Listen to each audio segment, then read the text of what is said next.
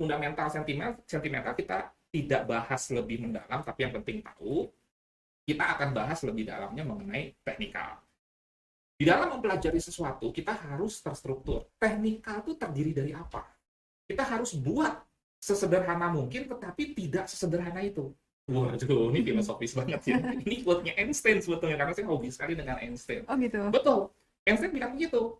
Pokoknya semua dibikin sederhana. Hmm. Tapi memang pada prakteknya tidak sesederhana itu. Iya. Tapi kalau dari awal dibuat ruwet, gimana prakteknya coba? Iya, makanya harus paham dulu mindset itu ya, Pak. Betul. Ah, Nah, oke. kalau kita masuk ke teknikal, kita sederhanakan dulu. Bahwa teknikal itu hanya ada 3, nggak ada yang lain. Hmm. Kita kelompokkan hanya ada 3. Makanya kita semangat mempelajarinya, karena sebetulnya nggak banyak kok yang dipelajari. Apa? 1, trend. Kedua, support and resistance. Ketiga, volume transaksi. Nah, khusus di Forex Gold, volume transaksi ini tidak bisa diketahui secara persis. Hmm. Jadi, untuk sementara nih, di dalam Forex Gold yang saat ini kita tekuni, kita fokus aja ke trend dan support and resistance. Enak nggak? Oh, Menurut iya. Vina? Lebih mengerucut sih, Pak, jadinya. Betul, Oke. hanya itu aja. Dan 2 inilah yang harus bisa kita jawab, terlepas soal salah benar dari awal, sebelum kita entry. Oke. Jadi tipsnya tanyakan kepada diri sendiri. Misalkan nih kita melihat Euro USD. Contoh, bahan-bahan dalam tanda kutip untuk entry harus kita siapkan dulu. Oke. Apa bahannya? Itu tadi. Trennya apa? Terus dia kalau naik kira-kira kemana, kalau turun kira-kira kemana? Dasar dari analisa teknikal ini adalah disebut dengan grafik. Hmm. Grafik yang paling umum itu khusus di trading nih, ada yang namanya candlestick. Kalau di dunia yang lain, misalkan matematika statistika kan ada grafik garis, Iya. kan gitu. Ada grafik batang, Iya. bar. Nah, di dalam dunia trading ada khusus Hmm. grafik yang namanya candlestick, dan ini paling umum digunakan karena grafik candlestick ini mengandung 4 harga yang disikat OHLC.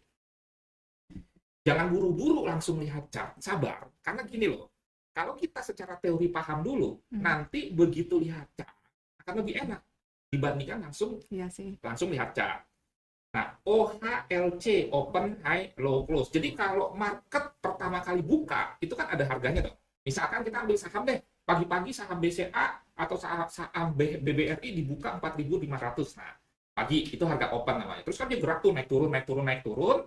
Kemudian setelah sore dia tutup, itu namanya harga penutupan atau harga close. Di tengah-tengah open close itu kan ada mencapai harga tertinggi, mencapai harga terendah. Di pasar apapun begitu. Sama, fluktuasi di pasar tradisional seperti harga cabai juga begitu. Ada harga tertinggi, ada harga terendah, ada harga open, ada harga close. Nah, lanjut. Dasar dari semua ini sebelum kita masuk ke analisa teknikal yang isinya trend, support, dan resistance adalah yang disebut dengan Dow Theory. Nah, ini penting, makanya judul sesi kita ini kan adalah termasuk Dow Theory ya. Nah, Dow Theory ini saya nggak akan terangkan sejarahnya apa segala macam. Intinya Dow Theory ini adalah pelopor analisa teknikal, dan itu dimulai dari saham. Tetapi sampai dengan sekarang Dow Theory ini masih up to date untuk kita gunakan, dan bahkan bisa digunakan bukan hanya di saham, bisa juga di forex, gold, cryptocurrency, dan lain sebagainya. Nah, ini ada 6 prinsipnya nih. Sabar ya, sebelum masuk tren. Nah, ini ada 6 prinsip Dow Theory. Ini dasar dari analisa teknikal yang menurut saya wajib diketahui. Nah, Anda baca-baca buku dasar-dasar analisa teknikal seperti dari Martin Pring dan lain sebagainya, dia pun menganjurkan kita memahami dulu bahwa yang pertama, yang namanya market itu harganya sudah memperhitungkan semua rumor berita yang tercermin pada harga itu sendiri. Jadi, ya, harga itu berubah sudah memperhitungkan rumor. Apa sih rumor? Gosip. Gosip itu belum jelas kebenarannya atau ketidakbenarannya. Berita lebih jelas sudah dirilis. Pergerakan harga sudah memperhitungkan soal berita, soal rumor. Contoh misalkan Euro USD misalkan harganya sekarang berapa? Itu sudah memperhitungkan segala berita, segala rumor misalkan berkaitan dengan suku bunga. Wah, kenaikan jumlah COVID atau bahkan positifnya semakin bertambahnya orang yang divaksin, itu positif. Atau misalkan terjadi pertarungan politik pemilu antara yang ultra nasionalis dengan yang nasionalis. Kok sampai ke situ kan analisa fundamental.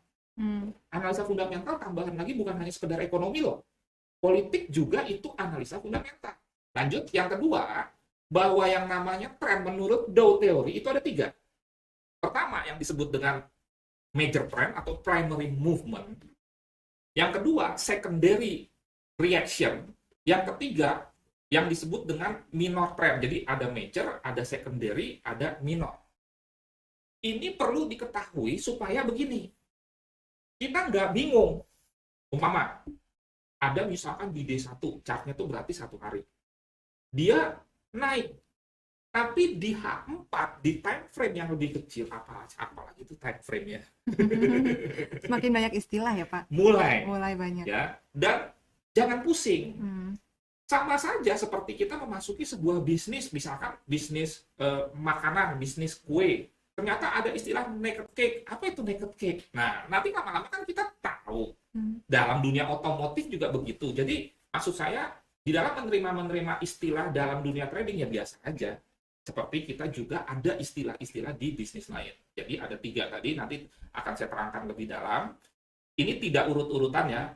Ini acak saja. Yang ketiga, bahwa di dalam pergerakan market itu ada 3 fase. Misalkan dalam tren bullish, ada fase yang disebut dengan akumulasi. Akumulasi itu seperti mengumpulkan barang. Market leader, market maker, untuk menaikkan harga, dia harus melakukan transaksi dalam jumlah besar dan mereka punya uang. Itu yang disebut dengan akumulasi. Simpelnya ngumpulin barang. Dan biasanya fase ini hanya bisa diketahui dilakukan oleh institusi besar, bukan retail seperti kita. Baik itu retail profesional atau retail abal-abal. Dan tanda kutip, maksudnya yang entry-nya tuh nggak pakai trading plan, nggak tahu trend, nggak tahu support and resistance, cuma kayaknya enak entry buy nih, ya udah gua buy. Nah itu Feeling ya. feeling tapi tidak ada dasar. Bahwa kita semua punya feeling, tapi ada dasarnya setelah misalkan kita punya pengetahuan dan pengalaman. Iya. Nah, kembali lagi ke sini, jadi di sini fase di mana biasanya para market leader membalikan tren dari turun jadi naik, dari naik jadi turun. Biasanya kita nggak tahu nih, karena mereka memiliki resource atau sumber daya yang lebih baik. Yang kedua, ini fase di mana publik, khususnya trader profesional, mulai melihat, sehingga dia ngikut, makanya namanya partisipasi. Jadi misalkan, kira di gold umpamanya, sudah naik. Kemudian, Vira baru lihat, Vira ikut. Ini yang disebut dengan follow the trend, mengikuti trend. Jadi, retail trader yang profesional atau yang tidak profesional, dia tidak bisa membentuk tren, tapi dia bisa mengikuti tren. Di fase apa? Di fase partisipasi. Jadi, tadi saya katakan contoh, wah, gold naik.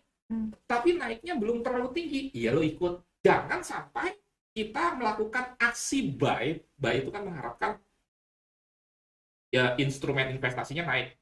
Di pucuk atau di atas. Paling tidak, kalau tidak bisa di lembah banget, ya di tengah-tengah setelah institusi besar masuk. Makanya istilahnya partisipasi. Dan yang terakhir, ini yang disebut dengan sebetulnya distribusi kalau dunia saham. Jadi, aksi profit taking.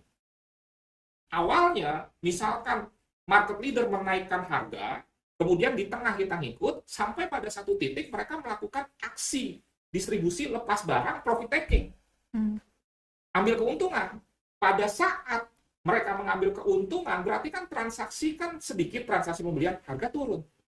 Nah, yang tidak paham, dia baru buy di atas. Harga sudah keburu turun. Makanya, poin 2 dan 3 dari Dow Theory ini benar-benar harus kita kuasai dan diterapkan di dalam trading. Artinya, kita tahu, sekali lagi, yang dimaksud dengan major trend itu apa, artinya kita tahu kira-kira ini fase akumulasi, apa fase, misalkan distribusi. Oke. Untuk mempersingkat waktu, sepertinya 456 nih nggak saya terangkan, karena sudah hampir 30 menit, tapi paling tidak yang paling penting itu 2 dan 3 itu sudah bisa dimengerti sampai saat ini.